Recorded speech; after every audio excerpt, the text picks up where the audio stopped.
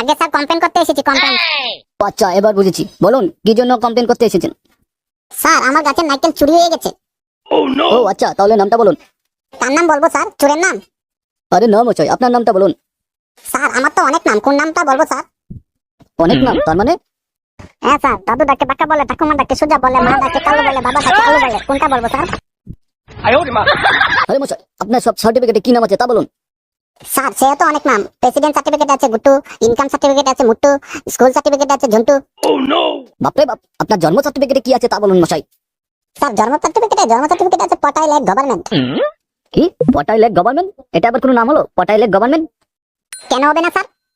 পটাই হলো first name, leg হলো middle name, আর government হলো সার নেম। ইন্টেলিজেন্ট লোকই শুধু বুঝতে পারবে, দেখি আপনি কেমন ইন্টেলিজেন্ট। ওহো বুঝেছি, পটাই লেক গভর্নমেন্ট হলো পটাই চরণ সরকার, তাই তো?